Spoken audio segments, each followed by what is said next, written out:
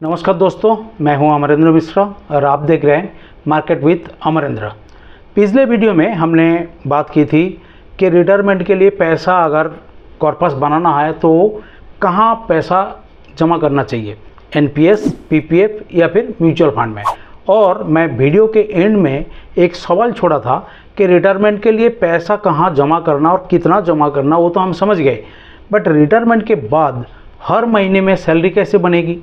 आज हम इसी सवाल का जवाब ढूंढेंगे। मान लीजिए आप आज रिटायर हो रहे हैं, कल से आपको ऑफिस नहीं जाना है और सैलरी भी आपके बंद हो जाएगा कल से आना, लेकिन आपके जो खर्चा है, स्पेशली जो बिजली के बिल, वो बंद नहीं होने वाला, वो तो आता रहेगा। साथ में घर का खर्चा, मेडिसिन, आपको कहीं ट्रैवल करना है, वो खर्चा भी एज इट इज़ रहेगा। और इन्फ्लेशन वो तो रुकने ही वाला नहीं है। अब मान लीजिए आपने पूरे ज़िंदगी भर काफ़ी पैसा मेहनत करके आप इन्वेस्ट करा और वहाँ से एक बड़ा कॉर्पस क्रिएट किया, वो है 1 करोड़ रुपए। अब क्या उस 1 करोड़ रुपए से आप कैसे मंथली आपके सैलरी की तरह एक विड्रॉल किया जा सकता है, इसी प्रॉब्लम का जो सॉल्यूशन है वो है SWP यानी कि सिस्टमेटिक विड्रॉल प्लान। अब सवाल ये आता है, क्या SWP हर रिटायरी को करना चाहिए या कितना पैसा निकलवाना चाहिए सो दैट के आपके इन्वेस्टमेंट कॉर्पस जो है वो ग्रो करता रहे, और कब शुरू करना चाहिए, क्या इसमें कोई रिस्क भी है या फिर नहीं। आज हम सब ये सारे सवाल जो है सिंपल लैंग्वेज में समझने का कोशिश करेंगे। चलिए एक एग्जांपल लेता है कि मान लीजिए राजेश जी रिटायर्ड हो गए, उनके जो रिटायरमेंट एज है वो 60 साल है, कॉर्पस उन्होंने इकट्ठा किया है 1 करोड़ रुपए। उनमें से राजेश जी के पास अब 2 ही ऑप्शन है कि उनको जो खर्चा है उसको चलाने के लिए जो इनकम चाहिए वो कहाँ से आएगा। या तो राजेश जी उस सारे पैसे को लेके बैंक में जमा करा दे और वहाँ से इंटरेस्ट को विड्रॉ करते रहे, या फिर उस पैसे को कहीं ऐसे जगह में जमा कराए जहाँ पे हर महीने में कुछ ना कुछ विड्रॉ करते रहे और साथ के साथ वो जो इन्वेस्टमेंट में वो ग्रो भी करते रहे। तो राजेश जी कौन सा ऑप्शन चूज करेंगे। सबसे पहले समझते हैं कि SWP है क्या, बट नाम थोड़ा टेक्निकल है बट कॉन्सेप्ट बिल्कुल सिंपल है।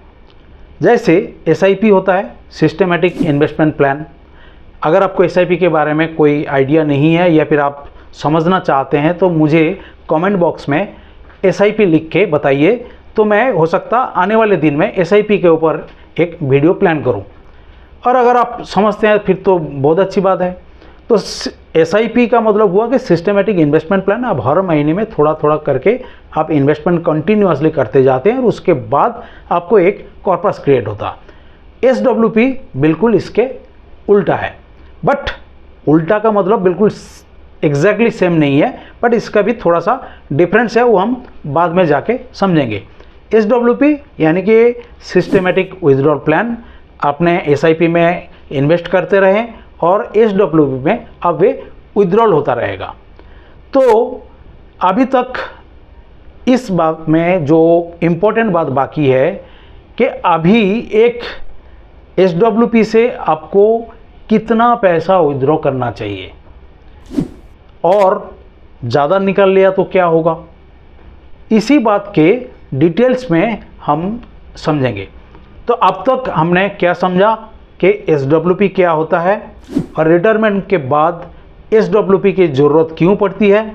अब वीडियो के अगले पार्ट में हम समझेंगे एक एग्जाम्पल के साथ डिटेल में, ताकि राजेश जी जो 1 करोड़ रुपए इकट्ठा किया हुआ है और उन्होंने कहाँ पे इन्वेस्टमेंट करें और उस इन्वेस्टमेंट से उनको मंथली कितना निकलना चाहिए, सो दैट के उनके रिटायरमेंट के दौरान, रिटायरमेंट जो पीरियड है उस दौरान उनके कॉर्पस भी बने रहे, एक ग्रोथ भी मिलते रहे, साथ के साथ मंथली इनकम भी आते रहे। बिलीव कीजिए, ये जो मैं एग्जाम्पल दूंगा, ये एग्जाम्पल देखने के बाद, समझने के बाद आपके रिटायरमेंट के बाद के जो नज़रिया है वो बिल्कुल बदल सकती है। अब तक वीडियो में आप बने हैं तो प्लीज़ वीडियो को सब्सक्राइब कर दीजिए। आपके सब्सक्राइब करने से हमारा इनकरेजमेंट बना रहता है। तो दोस्तों, अब तक हमने क्या समझा कि SWP क्या होता है, लेकिन सबसे बड़ी सवाल अभी भी वही है। अगर राजेश जी के पास रिटायरमेंट के बाद 1 करोड़ का कॉर्पस है और तो उन्होंने हर महीने में कितना निकाले, उस 1 करोड़ रुपए उनके रिटायरमेंट के बाद भी काफ़ी देर तक चलता रहा। तो मान लीजिए उनके घर चलाने के जो खर्चा है वो करीब 40,000 रुपये की है। अब अगर वो हर महीने 40,000 रुपये विड्रॉ करे तो उनको सालाना कितने पैसे विड्रॉ करने की ज़रूरत पड़ेगी? 12 × 40,000 यानी कि 4,80,000 का विड्रॉ करने की चाहिए। तो उनको वो पैसा एक ऐसा जगह में इन्वेस्टमेंट करना पड़ेगा जहाँ पे सालाना उनको रिटर्न ये 4,80,000 से ज़्यादा हो, सो दैट कि उनके कॉर्पस जो है वो ग्रो करता रहे और साथ के साथ मंथली जो उनके रिक्वायरमेंट है वो भी उनको मिलता रहे। तो नॉर्मली जो SWP फंड्स होते हैं वो देखा गया 12 से 15% तक भी रिटर्न दे देते हैं। मैं मान के चलता हूँ वो 10% की रिटर्न दे रहे हैं। 1 करोड़ का 10% यानी कि 10 लाख रुपये सालाना उनको रिटर्न दिया और उन्होंने मंथली 40,000 करके अगर विड्रॉ कर लिए तो 4,80,000 यानी कि 5,20,000 अभी भी उस कॉर्पस के अंदर रह गए, जो कि आगे ग्रोथ हो सकता है। तो SWP बेसिकली इसी फॉर्मूले में काम करता है कि आपको जो रिटर्न जो है वो ऐसा जनरेट करता है जहाँ पे आपके मंथली इनकम से भी ज़्यादा वहाँ पे फंड रह जाए और वो फंड आगे ग्रो करता रहे। लेकिन एक बात इम्पॉर्टेंट है, यहाँ पर पैसा बैंक में पड़ा नहीं है, ये पैसा इन्वेस्टमेंट में ही लगा रहना चाहिए। यानी कि ऐसा किसी फंड में इन्वेस्टेड होना चाहिए जहाँ पे वो रेगुलर ग्रोथ आता रहे। ये इन्वेस्टमेंट में लगा है और इन्वेस्टमेंट जाहिर सी बात में मार्केट में ही होती है, तो मार्केट के हिसाब से ये इसके ऊपर उतार चढ़ाव भी रहेगा। यानी कि अगर मार्केट काफ़ी अच्छा परफॉर्म करे तो आपको रिटर्न भी काफ़ी अच्छा जनरेट हो सकता है, अगर परफॉर्मेंस उनके नीचे रहे तो रिटर्न भी कम रहेगा।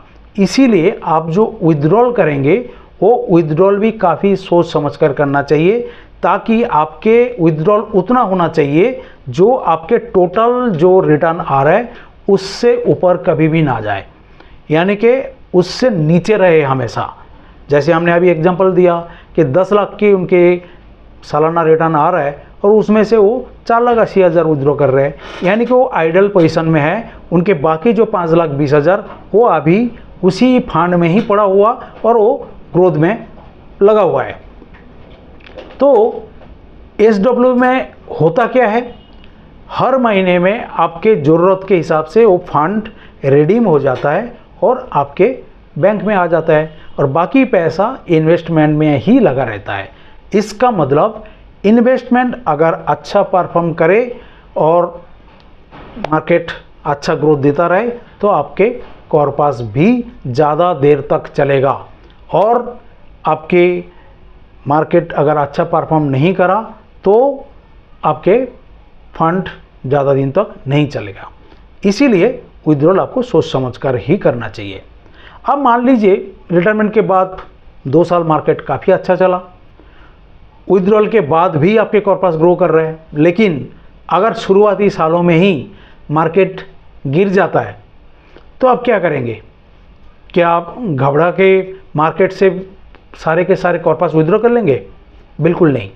आप टाइम टू टाइम इस कंडीशन को मार्केट में जो आपके कॉर्पस लगे हुए उसके जो फंड है उसके क्या परफॉर्मेंस है उसको देखते रहेंगे और साथ के साथ आप डिसीजन भी उसी हिसाब से लेंगे।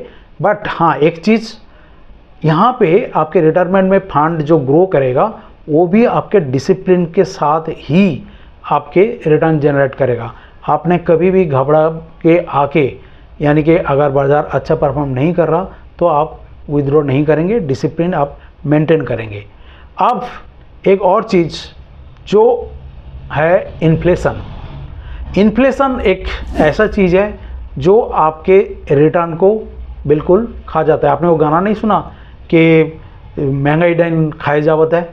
इसका मतलब महंगाई के साथ लड़ने लायक भी आपके इन्वेस्टमेंट होना चाहिए। तो आपको जहाँ पर भी आप इन्वेस्ट करेंगे वो फंड ऐसा होना चाहिए कि आपके इन्फ्लेशन को बीट करे और साथ के साथ ग्रोथ भी आपको दे। तो दोस्तों, अब तक हमने क्या समझा कि SWP कैसे काम करता है और क्यों सिर्फ कॉर्पस बनाना ही काफ़ी नहीं है, टाइम टू टाइम उसको आपको रिव्यू भी करते रहना है और साथ के साथ एक्शन भी लेते रहना है। अब सवाल ये बाकी है कि क्या SWP हर रिटायरी को लेना चाहिए और शुरू करते वक्त कौन सी गलती नहीं करना चाहिए, सो दैट कि आपके इन्वेस्टमेंट कॉर्पस काफ़ी अच्छा आपको रिटर्न जनरेट करते रहे। तो ये सारे हम डिस्कशन करेंगे वीडियो के अगले पार्ट में। तो दोस्तों, अब तक हमने क्या समझा कि SWP क्या होता है, कैसे ये काम करता है और रिटायरमेंट के बाद रेगुलर इनकम देने के लिए ये कैसे आपको मदद करता है। लेकिन अब सबसे इम्पॉर्टेंट सवाल है, क्या SWP हर रिटायरी के लिए सही है या फिर उनको ज़रूर लेना चाहिए SWP? देखिए, मेरे जवाब अगर पूछा जाए तो मैं बोलूँगा कि हमेशा नहीं। SWP बेसिकली उन लोगों के लिए सही है या फिर यूजफुल कह सकते हैं जिनके पास पहले से एक काफ़ी अच्छा कॉर्पस जनरेट हो चुका है और उस कॉर्पस से वो मंथली एक रिटर्न जनरेट करना चाहता है। लेकिन अगर आपके रिटायरमेंट अभी काफ़ी दूर है और आप अभी वेल्थ क्रिएट कर रहे हैं, तो अभी वो करते रहिए प्रोसेस को। उस प्रोसेस को करने के बाद जब आपके रिटायरमेंट हो जाएगा, जब आपके पास काफ़ी अच्छा कॉर्पस क्रिएट हो जाएगा, तब आप SWP टाइप के जो प्लानिंग है वो आप उसके बाद करिए। SIP के ज़रिए हम वेल्थ क्रिएट करते हैं और SWP बिल्कुल इसके उल्टा होता है कि SWP से हम रेगुलर एक इनकम जनरेट करने का प्लान करते हैं। देखिए, मैं बहुत सारे रिटायरी को देखा है, उन्होंने बिना सोचे समझे, यानी कि नॉर्मली होता है कि उनके ऊपर पहले से कोई जानकारी नहीं होता, जिस वजह से कुछ गलतियां कर जाते हैं। सबसे बड़ा गलती जो करते हैं, इन्होंने सारे के सारे कॉर्पस ला के उस सेविंग्स डिपॉजिट में वो रख देते हैं। सेविंग अकाउंट में आपको जो रिटर्न मिलता है वो काफ़ी कम होता है और वो रिटर्न जो है आपके जो इन्फ्लेशन यानी कि जो महंगाई, उसको बीट करने में समर्थ नहीं होता। तो इन्फ्लेशन क्या करता है, धीरे धीरे आपके जो पैसा है उस पैसे की परचेजिंग पावर को कम कर देता है। अगला जो गलती कर जाते हैं वो हर साल या तो हर मार्केट करेक्शन में या फिर किसी से कोई डिस्कशन करने के बाद वो अपना रिटायरमेंट प्लानिंग जो है वो चेंज कर देता है। देखिए, रिटायरमेंट प्लानिंग जो है ये पेशेंस का गेम है। हर मार्केट मूवमेंट पर रिएक्शन देना जो है वो सही नहीं है। अगला गलती जो कर जाते हैं, किसी और के पोर्टफोलियो देखकर अपना जो रिटायरमेंट के जो अप्रोच है वो चेंज कर देते हैं। देखिए, हर फैमिली डिफरेंट है, हर एक की ज़रूरत अलग है, हर एक का इन्वेस्टमेंट भी उसी हिसाब से अलग है। तो आपके रिटायरमेंट प्लानिंग भी तो उसी हिसाब से अलग होना चाहिए। आपके रिटायरमेंट प्लानिंग आपके ज़रूरत के हिसाब से ही होनी चाहिए, किसी और को देख के नहीं है। मैं एक बात हमेशा कहता हूँ कि रिटायरमेंट प्लानिंग जो है, इसका ऑब्जेक्टिव सबसे ज़्यादा रिटर्न कमाना नहीं है। इसका ऑब्जेक्टिव वो होनी चाहिए, आपके जो रिटायरमेंट कॉर्पस है वो अच्छा ग्रो करे और आपके साथ लॉन्ग टाइम तक आपके साथ दे और आपको एक कंफर्टेबल रिटायरमेंट लाइफ दे। देखिए, प्लानिंग अगर अपने डिसिप्लिन के साथ किया, अपने इन्वेस्टमेंट को रेगुलर रिव्यू करते रहे और साथ में आप अपना इमोशन के बजाय प्लानिंग पर फोकस किया, तो आपके रिटायरमेंट जो है काफ़ी सेफ और कंफर्टेबल हो जाएगा।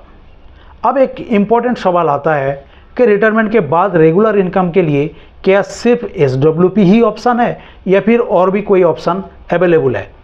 देखिए, कुछ ऑप्शन जैसे और भी है, जैसे सीनियर सिटीजन सेविंग स्कीम हो गए, RBI फ्लोटिंग रेट बॉन्ड हो गए या फिर बैंक फिक्स डिपॉजिट तो है ही।